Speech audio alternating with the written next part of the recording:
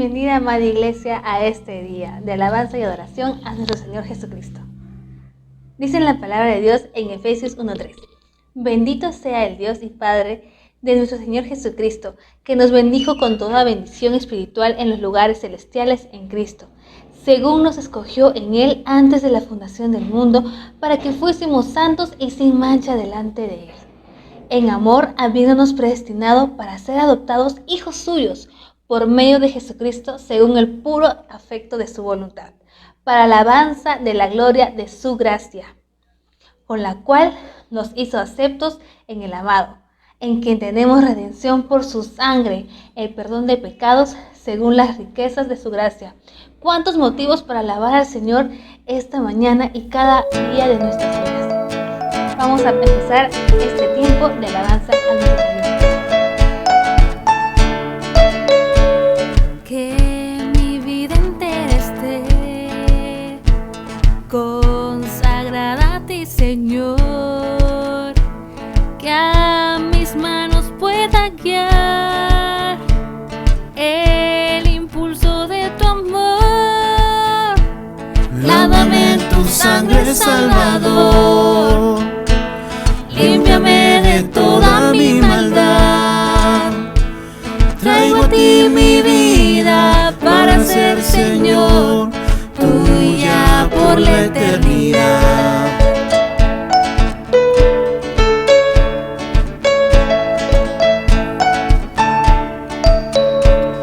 Que mi tiempo todo esté consagrado a tu honor, que mis labios al hablar hablen solo de tu amor.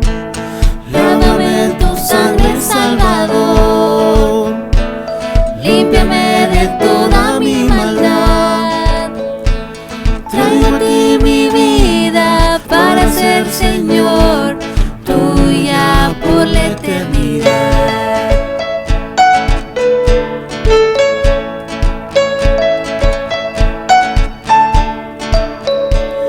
Toma, oh Dios, mi voluntad y haz la tuya nada más. Toma así mi corazón, por tu trono lo tendrás. Lávame en tu sangre, Salvador, límpiame de toda mi maldad. Traigo a ti mi vida para ser, Señor, tuya por la eternidad. Lávame en tu sangre, Salvador, límpiame de toda mi maldad. Traigo a ti mi vida para ser, Señor, tuya por la eternidad. Tuya por la eternidad. Tuya por la eternidad.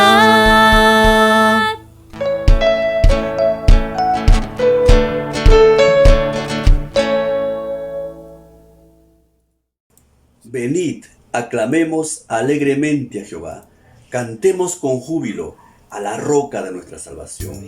A través de este himno vamos a declarar que es Cristo la roca, el ancla de mi fe.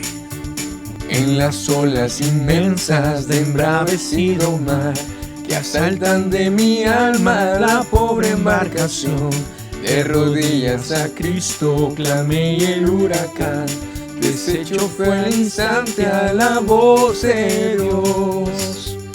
Es Cristo la roca, el ancla de mi fe. Los mares, lamentos y ayes de temor terminará por siempre con mi supremo Rey. Es Jesucristo mi refugio. Me guarda de peligros, de pruebas, de dolor. Él manda que los vientos no agiten tempestad. Los mares se detienen, la ola reposó, y en Cristo fijo el ancla confiando más. Es Cristo la roca, el ancla de mi fe. los males, lamentos y ayes de temor terminará por siempre con mi supremo Rey. Es Jesucristo mi refugio, mi dulce Salvador, sí, mi hermoso amigo y Dios, que libra de tristezas y aleja amarga hiel. Por fe yo iré al cielo, mansión del ser de amor, la fuente inagotable de dicha y bien. Es Cristo la roca, el ancla de mi fe. Los males, lamentos y ayes de temor terminará por siempre con mi supremo Rey. Es Jesucristo mi refugio, es Cristo la roca, el ancla de mi fe. Los males, lamentos y ayes de temor terminará por siempre con mi supremo Rey.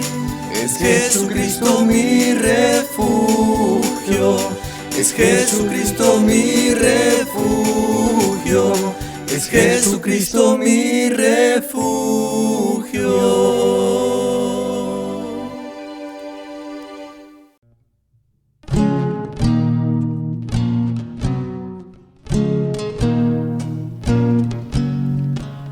Siempre estarás a mi lado, con todo tu amor me cubrirás, mientras yo tome de tu mano, seguro yo voy a estar. Guía mis caminos, corrige mis pasos, no quiero fallarte, Señor Jesús. Yo voy a alabarte mientras tenga vida, y cuando se acabe por la eternidad.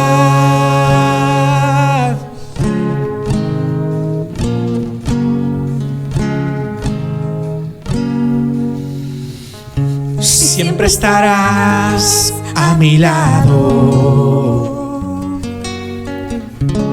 con todo tu amor me cubrirás, mientras yo tome de tu mano, seguro yo voy a estar.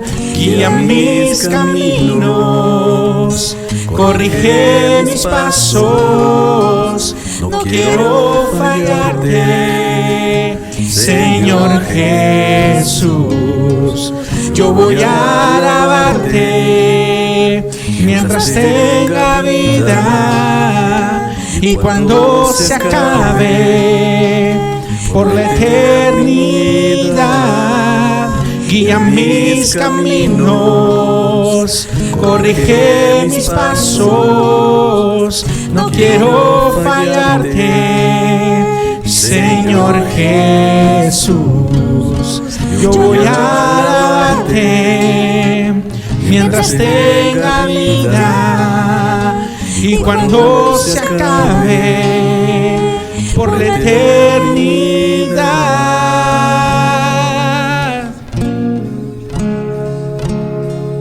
Amén.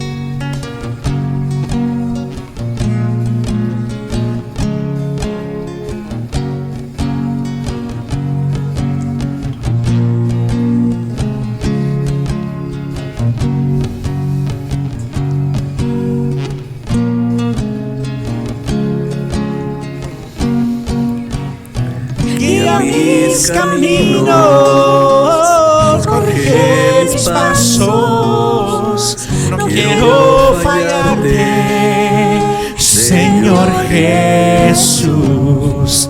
Yo voy a alabarte mientras tenga vida, y cuando se acabe por la eternidad.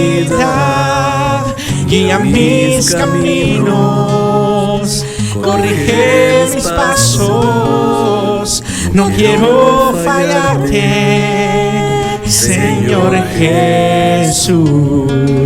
Yo voy a alabarte mientras tenga vida, y cuando se acabe por la eternidad.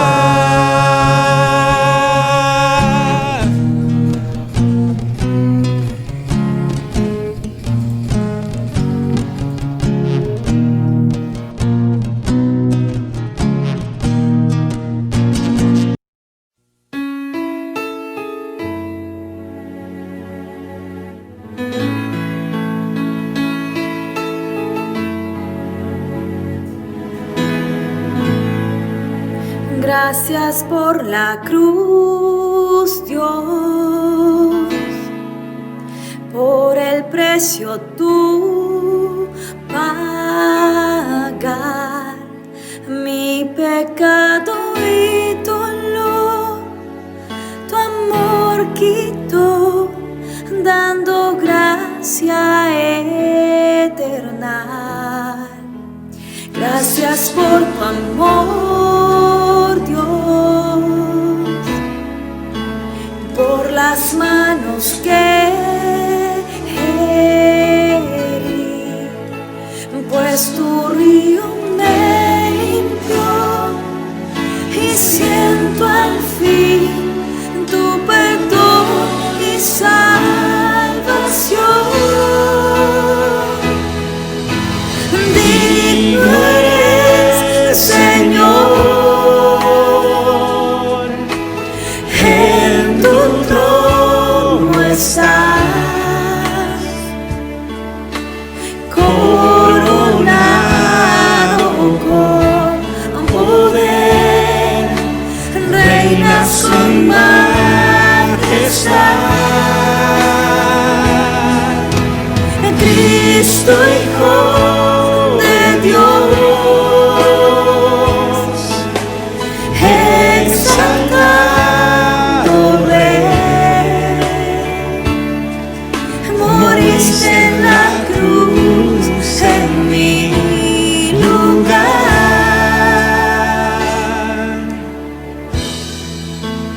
Digno eres, Señor, digno eres, Señor. Gracias por la cruz, Dios, por el precio tú pagar mi pecado y dolor. Tu amor quitó, dando gracia eterna. Gracias por tu amor, Dios, por las manos que herí, pues tu río me limpió y siento al fin tu perdón y salvación.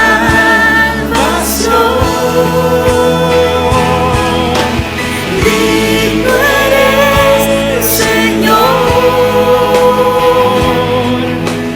en tu trono estás, coronado con poder, reinas con majestad.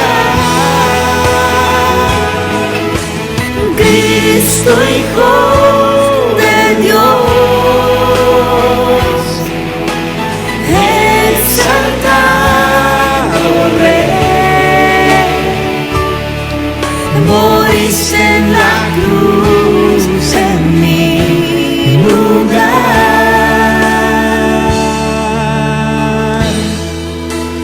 Digno eres, Señor, digno eres, Señor. Reconoce al Señor. Digno eres, Señor,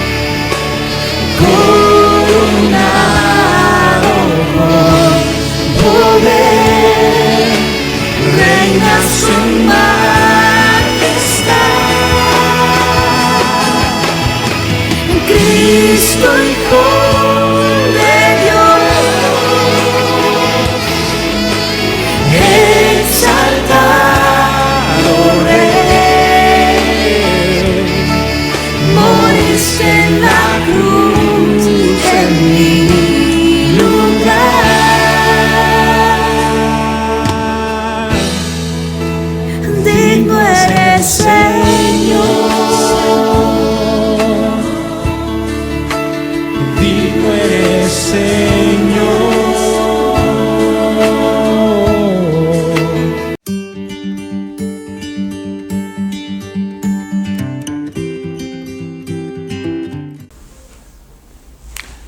Muy buenos días, hermanos. Bienvenidos a este culto. Estamos a un domingo antes del aniversario de nuestra iglesia. El próximo domingo 29 es nuestro día central. Así que les esperamos a todos ustedes para celebrar. Hay un programa y queremos realmente que todos ustedes puedan participar conectándose con esa mañana que va a ser muy interesante. Gracias a Dios que estamos cumpliendo 44 años de vida y la iglesia sigue adelante, la iglesia sigue firme.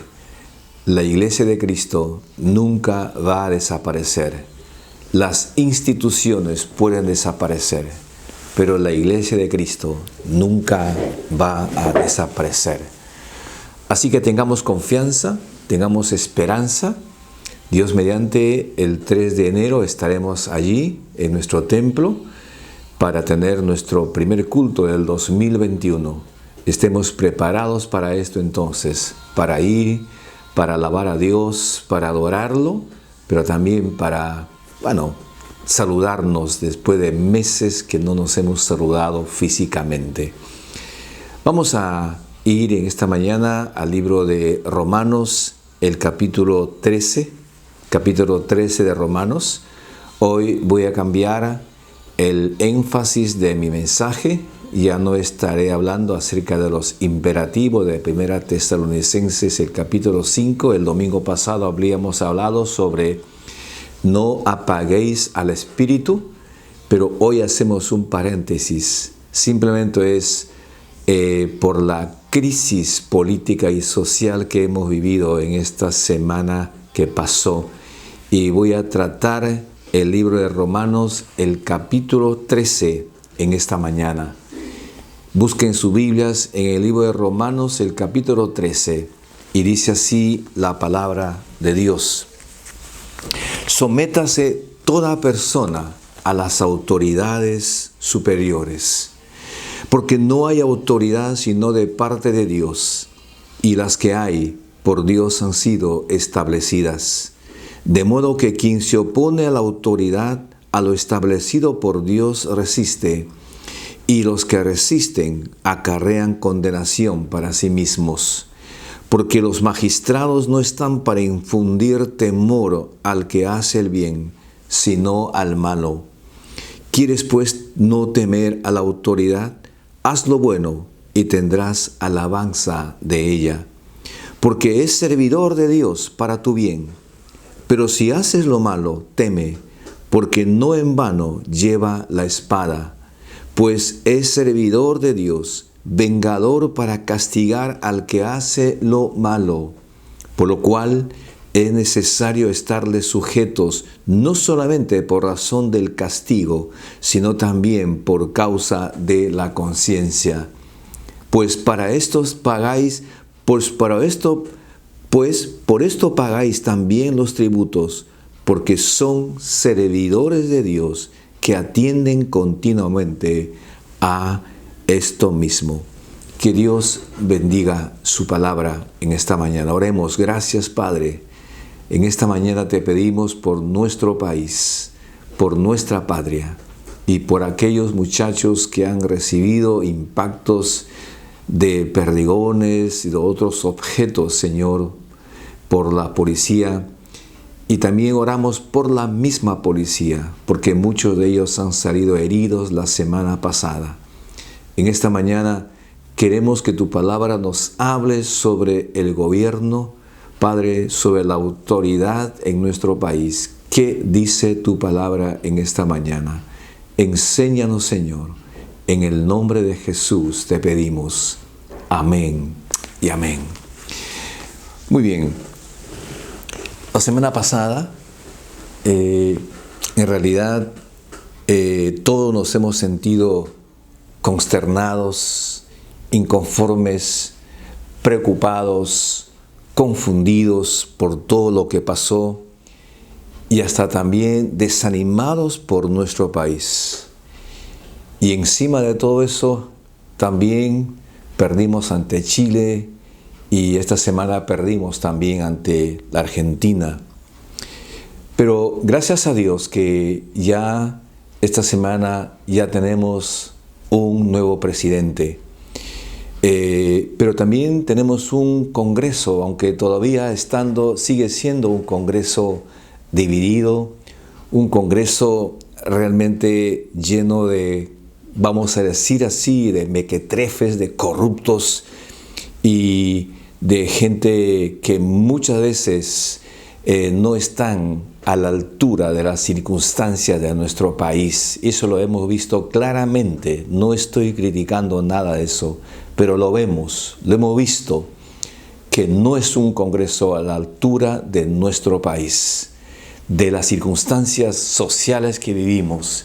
En vez de poner unidad para trabajar con el Ejecutivo, más bien están poniendo cabes para, en este caso, destruir lo que es la democracia en nuestro país. Así que esta semana que ha pasado, como la semana pasada también, en una semana había tres presidentes, increíble realmente. Y lamentablemente en nuestro país tenemos presidentes acusados de corrupción, ¿no? Tenemos 4 presidentes ya acusados de corrupción. Uno de los países en toda América Latina donde hay 4 presidentes acusados de corrupción. Es lamentable eso realmente. Ahora, de acuerdo al capítulo 13 que hemos leído de Romanos, donde Pablo dice en el versículo 1, sométase toda persona, dice, a las autoridades superiores. La pregunta sería en esta mañana, ¿cómo conciliar con un gobierno así? ¿Cómo conciliar con un gobierno corrupto de los años pasados? ¿Cómo conciliar con un gobierno totalitario? ¿Cómo conciliar con gobiernos realmente que no han estado tan bien a la altura de las circunstancias de nuestro país? ¿Qué dice la Biblia sobre esto? Y esta mañana quiero juntamente con ustedes pensar sobre nuestra patria, sobre nuestro gobierno. Quiero también en esta mañana reflexionar a través de la palabra de Dios, qué dice la palabra de Dios sobre en cuanto a esta situación donde Pablo nos exhorta que tenemos que someternos a estos gobiernos corruptos, a estos gobiernos injustos que hemos estado viviendo realmente. Y voy a decir 3 cosas en esta mañana. En primer lugar, debo decir, de acuerdo a la palabra de Dios, el gobierno, lo que tenemos ahora, de acuerdo a la Biblia, aunque no nos guste, pero si somos hijos de Dios, tenemos que entender que el gobierno ha sido establecido por Dios. Lo dice así, sométase, dice, porque no hay autoridad sino de parte de Dios, y las que hay por Dios han sido establecidas. Ahora, si no entendemos esto, que el gobierno ha sido establecido por Dios, puesto por Dios, y le voy a demostrar en esta mañana, si no entendemos esto, tampoco entonces podemos entender acerca de la soberanía de Dios, es decir, que Él tiene el control de todo. Al preparar el tema, evidentemente, para mí ha sido muy difícil, les confieso eso, pero buscando en la palabra de Dios, en la Biblia, voy a encontrar que Dios me manda eso, y que Dios es un Dios soberano, un Dios que realmente pone reyes, que le voy a demostrar, y que Él tiene el control realmente de todas las cosas en este mundo. Por ejemplo, ¿sabes quién era el emperador en el tiempo que Pablo escribió a los romanos, a este libro? Estuve pensando en eso. y estuve revisando un poco la historia. El emperador era Nerón. Y Nerón era un emperador realmente loco. Un hombre totalmente corrupto también. Él es el que incendió y mandó a incendiar Roma y culpó a los judíos cristianos para eso. Fue un demente realmente Nerón. Y Pablo está diciendo a los creyentes en Roma, sométense a él. ¿Es algo contradictorio esto? No. Porque de acuerdo a la palabra de Dios, si Dios es soberano y entendemos esto, vamos a aceptar entonces que sí, los gobiernos son puestos por Dios. En el tiempo de Pablo no había lo que hoy en día se llama la democracia. Había gobiernos dictadores, imperios, emperadores. No había los partidos políticos tradicionales y los nuevos hoy en día en nuestro país que hay en nuestro país. Había imperios, pero realmente, de acuerdo a la palabra de Dios, Dios usó a estos imperios para sus propósitos en cuanto a la extensión del reino de Dios en el mundo. Por ejemplo, en el Antiguo Testamento, en los años 400 a.C., Dios usó al rey Asuero para dar paz al pueblo judío a través de la reina Esther y de Mardoqueo también. Dios usó al Imperio Romano después de Cristo, en el tiempo de Pablo, ¿no?, para el avance del Evangelio. ¿Cómo lo usó? Construyendo carreteras en aquel tiempo, porque Roma en esos tiempos, ¿no?, era el imperio que construyó más carreteras para llegar a las distintas ciudades del Asia Menor, y esas carreteras han sido usadas por Pablo, por los misioneros, para llegar a los pueblos también. Entonces, que hoy en día podría ser el Internet también, que Dios está usando para llegar a la gente, a las personas, con el Evangelio de Cristo. Entonces, Dios pone la autoridad, ¿no?, desde ese pensamiento de la soberanía de Dios. Y voy a demostrarlo. Por ejemplo, Daniel, el capítulo 2, versículo 20 y 21 del libro de Daniel.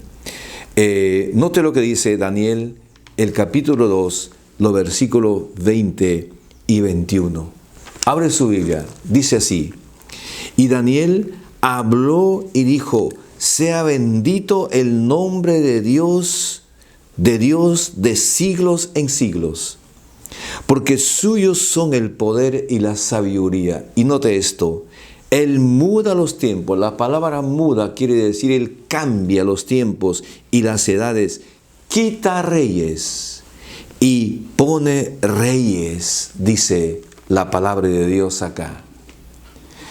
¿Qué está diciendo entonces aquí el profeta Daniel?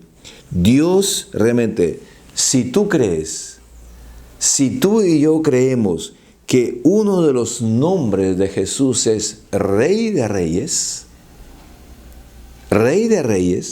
entonces debes entender que ese Rey de Reyes, debo entenderlo también, que Él quita reyes, quita presidentes y pone presidentes también.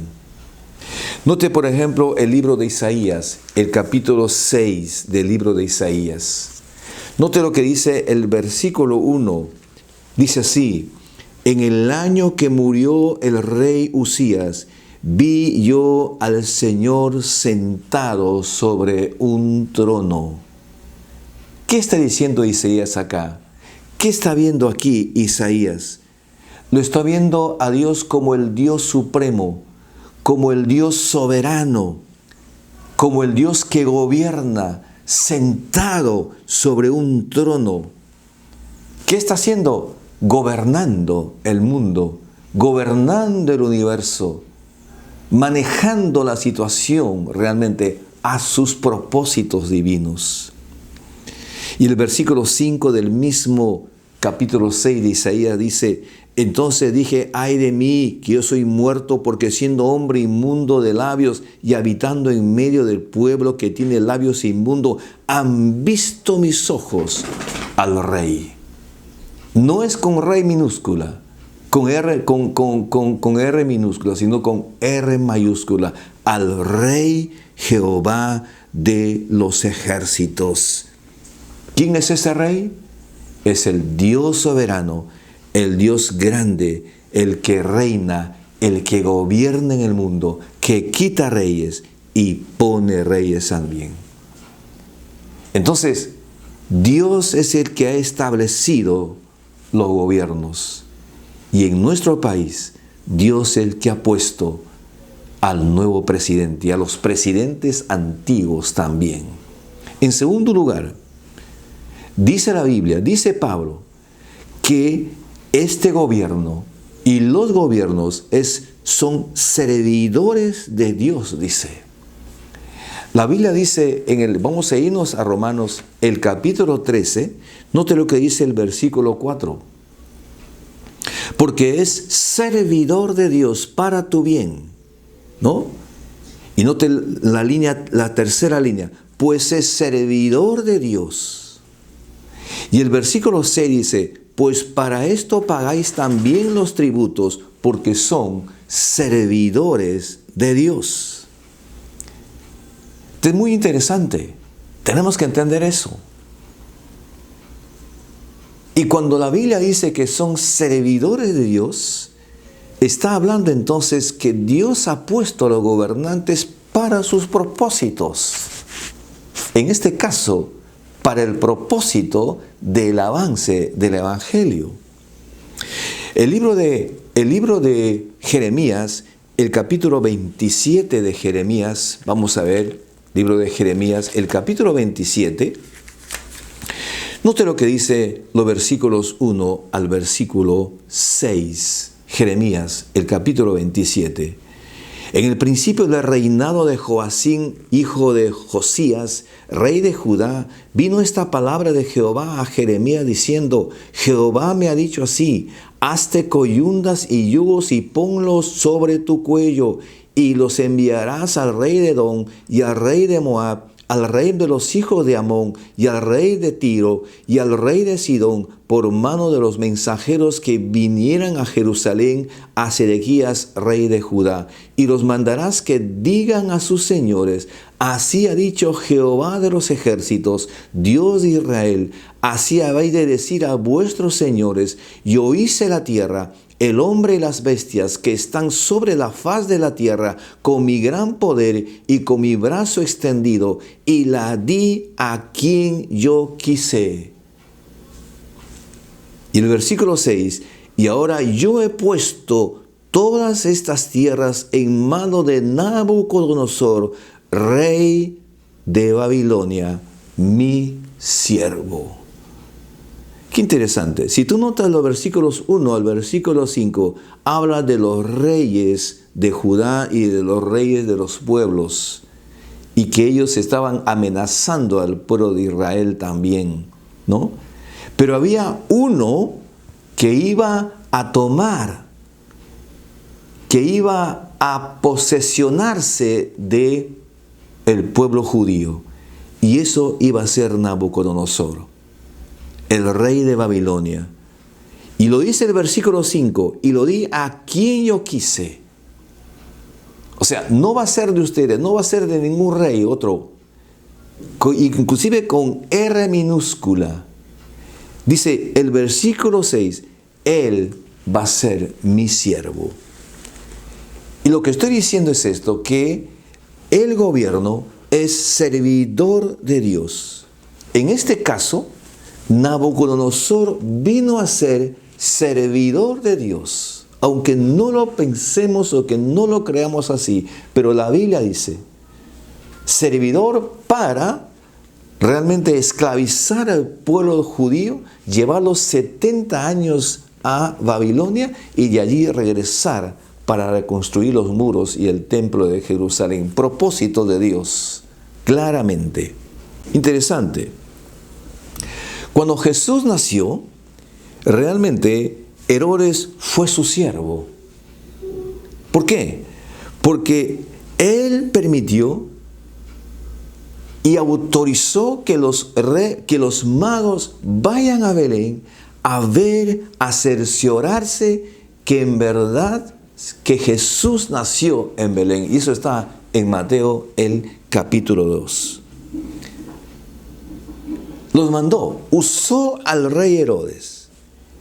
Y ellos al ver al niño le publicaron. Y por lo tanto todo Palestina llegó a saber. Y todos los reyes de aquel tiempo, estamos hablando del rey Herodes, entonces lo llegó a saber y a entender que hay un rey que nació en Belén.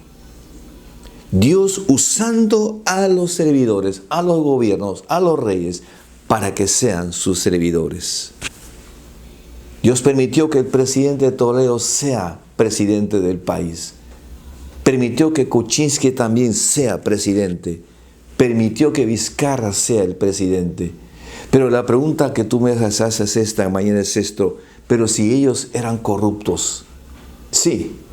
Sin embargo, Dios permitió eso para que el país y nosotros mismos podamos luchar contra la corrupción que se dio en estos tiempos. En conclusión a este punto, entonces, vamos a decirlo así: Dios no desperdició nada. No desperdició ninguna cosa. Usó a los hombres para sus propósitos. Hasta tus errores Dios los puede usar también para los propósitos de Dios. Y ahora sigue usando a los gobernantes para que el propósito del reino pueda continuar adelante. Y en tercer lugar, y este es el tercer punto, y con esto concluyo, ¿debe el cristiano involucrarse en una marcha o en las marchas pacíficas o violentas contra el gobierno? Eso es lo que ha pasado la semana pasada. Muchos colectivos de la ciudad de Lima y muchos departamentos también, casi la mayoría, participaron en las marchas contra la falta de gobernabilidad en nuestro país. ¿Qué dice la Biblia sobre esto realmente? ¿Puede el cristiano involucrarse en una marcha pacífica o violenta? En cuanto a las marchas, yo no encuentro en la Biblia nada que pueda realmente prohibir o participar de una marcha pacífica. No encontramos eso. Por ejemplo, hay algunos colectivos que han marchado, ¿no? En esto lo que ha pasado la semana pasada. Y muchos han estado, por ejemplo, en las redes sociales criticando al colectivo No te metas con mis hijos, que es un colectivo guiado por cristianos evangélicos. Y muchos le han estado criticando a ellos. A mí me hubiera gustado ver a ellos también en esa marcha pacífica: con mis hijos no te metas. ¿Por qué no? ¿Por qué no lo hicieron realmente? Lo que quiero decir en esta mañana es esto. Cuando la iglesia empieza a meterse en una marcha violenta y enfatizar de que vamos a luchar contra las injusticias de esta manera, podemos llegar a perder realmente nuestra esencia y nuestra misión. La iglesia como institución tiene que tener clara su misión. ¿Y cuál es su misión de la iglesia? Es predicar a Jesucristo. Y cuando la iglesia como institución empieza a involucrarse en las luchas sociales, sea pacífica o sea violenta, creo yo que va a perder y va a empezar a perder su esencia, su visión, su misión y el mandato de Jesucristo de Mateo 28 y 19, id y haced discípulos. Estuve investigando algunas cosas Y en el transcurso de los años y de los siglos pasados también hubo canales legales para poder luchar contra las injusticias en el mundo. Estuve revisando la historia de William Wilberforce. William Wilberforce, un cristiano político inglés que luchó entre los años 1700 a 1810 contra la esclavitud de los negros. Y él luchó a favor de la abolición de la esclavitud. Era un cristiano verdadero, era un hombre que amaba a Dios, pero se enroló en la lucha contra la injusticia a través de documentos, presentando proyectos, haciendo declaraciones, ¿no? De esa manera. Y de tal manera que movió al gobierno inglés de aquel tiempo, y su lucha caló profundamente en la sociedad inglesa, y su proyecto pro-abolicionista, después de grandes debates abrumadoras contra el gobierno, logró la victoria. Y el gobierno cedió a la no esclavitud. Y eso es lo que ha pasado con este cristiano llamado William Wilberforce. Ustedes pueden ver en YouTube la historia de él. Tenemos la historia de Mahatma Gandhi, este hindú en el siglo pasado, cuando la India estuvo en poder de los ingleses también. Mahatma Gandhi, con todos los pueblos y con todo el país y sus conciudadanos, hicieron una huelga de hambre pacífica.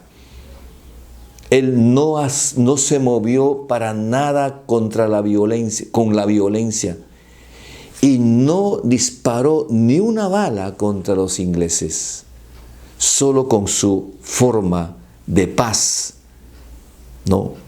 Pudo realmente llegar a independizar a la India del yugo inglés. Y los ingleses devolvieron a los hindúes su patria. Y así fue realmente. Por eso Miqueas, el capítulo 6, el versículo 6 al 8, va a decir claramente: ¿qué pide Dios de ti? ¿Qué pide Dios de ti? Él no pedía holocaustos, no pedía sacrificios, no pedía religiosidad. ¿Qué pide Dios de ti y de mí? De acuerdo a Miqueas, hacer justicia, amar misericordia y que nos humillemos delante de Dios. Los profetas del Antiguo Testamento, como Miqueas, como Amós, eran profetas que predicaron contra las injusticias, pero nunca lo hicieron con violencia. Levantaron su voz contra toda injusticia de aquel tiempo, contra los reyes que explotaban a los pueblos. Esa es la manera, creo también, que tenemos que hacer hoy en día. Levantar nuestra voz, ¿no? Poner nuestra tesis frente a las injusticias que hoy en día está viviendo nuestro país. ¿Por qué no? Si tú eres un abogado, si tú eres una persona que eres un profesional y ves cosas injustas, ¿por qué no levantar tu voz contra las injusticias? Y ¿por qué no decir también, si un cristiano quiere meterse, enrolarse en la política como congresista, pero que no se vaya para ganar un sueldo de 13,000 o 15,000 soles, sino que se vaya realmente para levantar su voz contra las injusticias que ve en nuestro país? Eso es lo que hacían los profetas. Tú y yo podemos luchar contra las injusticias, pero sin levantar el gatillo, con una tesis que realmente que podamos sustentar ante un gobierno, ante nuestro gobierno en este caso. Y quiero terminar con la conclusión. Pregunto en esta mañana, ¿cuál debe ser tu actitud con el gobierno? Muy bien. De acuerdo a 1 Pedro, el capítulo 13. 1 Pedro, el capítulo 13. Quiero que vaya al libro de 1 Pedro, el capítulo 13. Lo dice la palabra de Dios acá.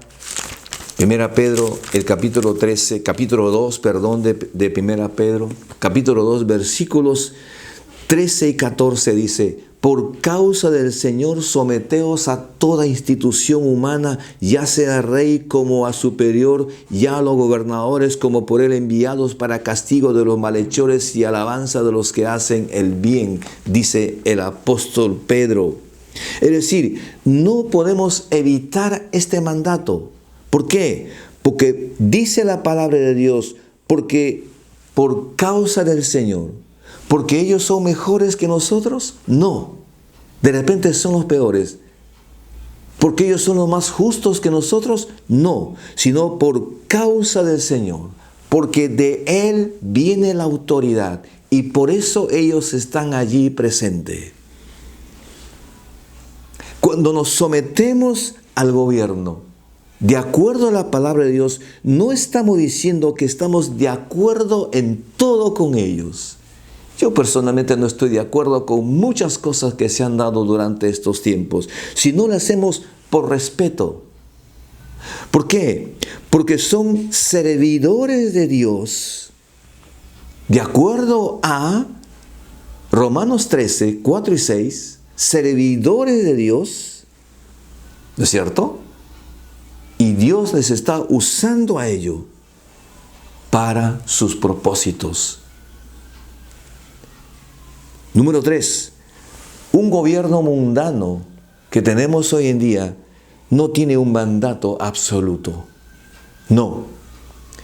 En San Juan, el capítulo 19, el versículos 10 y 11, Jesús ignoró la autoridad de Pilato.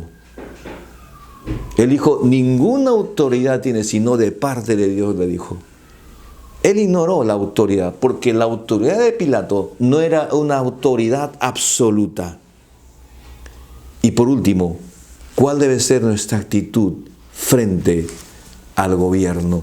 De acuerdo a Pablo, a 1 Timoteo, quiero que abran sus Biblias, el capítulo 2 de 1 Timoteo, dice la palabra de Dios, en el versículo 1 al versículo 3, dice, exhorto ante todo a que se hagan rogativas, oraciones, peticiones y acciones de gracias por todos los hombres, por los reyes y por todos los que están en eminencia, para que vivamos quieta y reposadamente en toda piedad y honestidad. Versículo 4, el cual quiere que todos los hombres sean salvos. Esa es la actitud, orar por nuestro país. Orar por el nuevo presidente Sagasti, Francisco Sagasti. Orar por los ministros. Orar para que haya paz. Orar para que haya justicia. Orar realmente para que no haya más corrupción. Orar a Dios para que el gobernante que tenemos sea un servidor de Dios y sea un canal de bendición también para que el evangelio pueda correr en nuestro país. Orar por ellos. Eso debe ser nuestra actitud.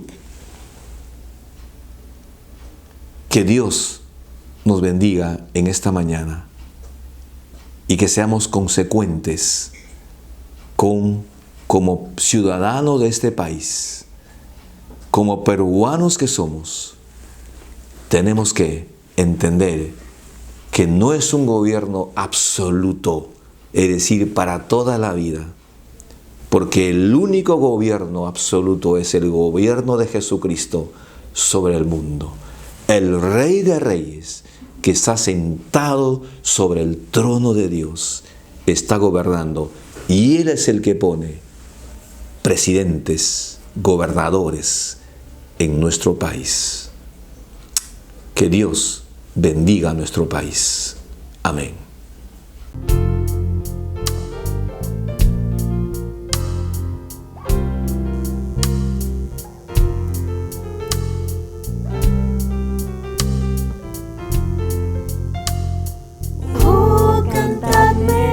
Otra vez, bellas palabras de vida.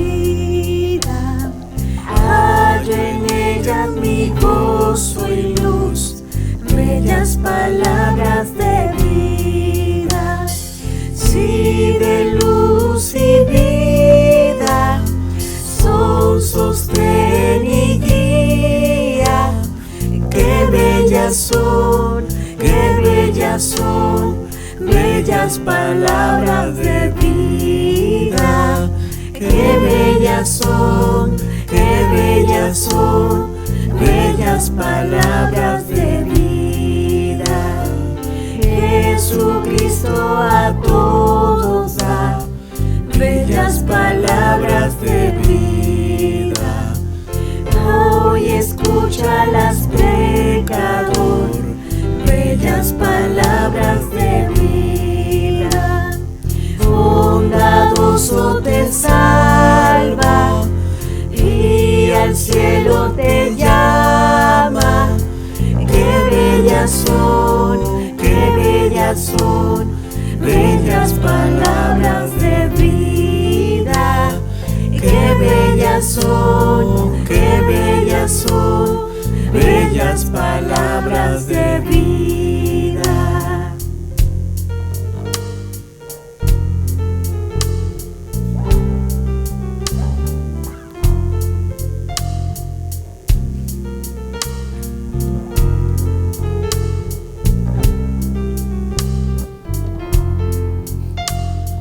Grato el cántico sonará, bellas palabras de vida. Tus pecados perdonará, bellas palabras de vida. Sí, de luz y vida son sostén y guía. Qué bellas son, qué bellas son, bellas palabras de vida. Qué bellas son, qué bellas son, bellas palabras de vida.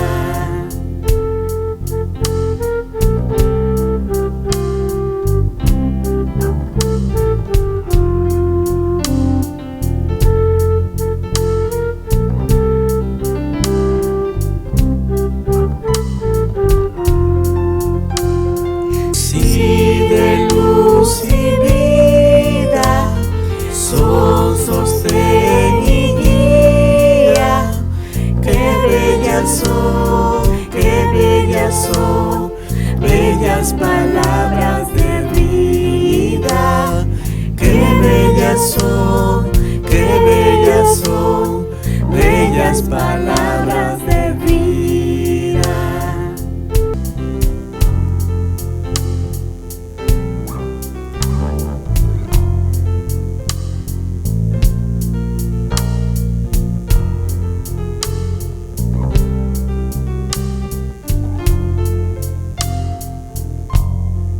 Estos son los anuncios para esta semana. Amada Iglesia, estamos en el mes de aniversario. Nuestra iglesia cumplirá 44 años predicando el Evangelio de salvación de nuestro Señor Jesucristo. Hoy a las 7 de la noche tenemos nuestra noche evangelística. No te olvides de compartir con tu familia y amigos. Te esperamos. Jueves a las 8 de la noche tenemos nuestra noche de clamor. Únete a nuestro grupo de oración vía Zoom y juntos adoraremos a nuestro Dios. El viernes 27 de noviembre a las 8 de la noche invitamos a todos los matrimonios a un excelente tema: la infidelidad en el matrimonio. Los esperamos. El domingo 29 de noviembre tendremos nuestro culto central por nuestro aniversario a las 10 de la mañana. Juntos celebraremos estos 44 años y de la fidelidad de nuestro Dios a nuestra amada iglesia.